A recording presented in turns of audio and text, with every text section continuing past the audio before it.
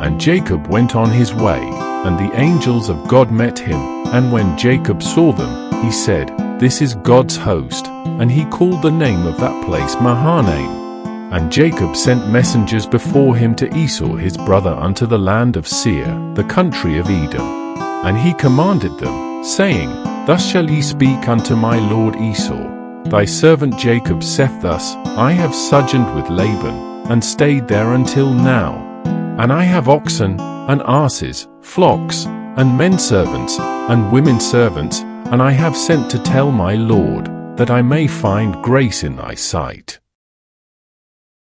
And the messengers returned to Jacob, saying, We came to thy brother Esau, and also he cometh to meet thee, and 400 men with him. Then Jacob was greatly afraid and distressed, and he divided the people that was with him, and the flocks, and herds, and the camels, into 2 bands. And said, If Esau come to the one company, and smite it, then the other company which is left shall escape. And Jacob said, O God of my father Abraham, and God of my father Isaac, the Lord which saidst unto me, Return unto thy country, and to thy kindred, and I will deal well with thee. I am not worthy of the least of all the mercies, and of all the truth, which thou hast showed unto thy servant, for with my staff I passed over this Jordan, and now I am become 2 bands. Deliver me, I pray thee, from the hand of my brother, from the hand of Esau, for I fear him, lest he will come and smite me, and the mother with the children. And thou saidst, I will surely do thee good, and make thy seed as the sand of the sea, which cannot be numbered for multitude. And he lodged there that same night, and took of that which came to his hand a present for Esau his brother, 200 she-goats, and 20 he-goats, 200 ewes, and 20 rams, 30 milch camels with their colts, 40 kine, and 10 bulls, 20 she-asses, and 10 foals. And he delivered them into the hand of his servants, every drove by themselves, and said unto his servants, Pass over before me, and put a space betwixt drove and drove. And he commanded the foremost, saying, When Esau my brother meeteth thee, and asketh thee, saying, Whose art thou, and whither goest thou, and whose are these before thee?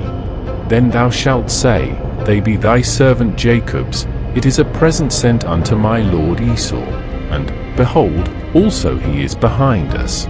And so commanded he the second, and the third, and all that followed the droves, saying, On this manner shall ye speak unto Esau, when ye find him.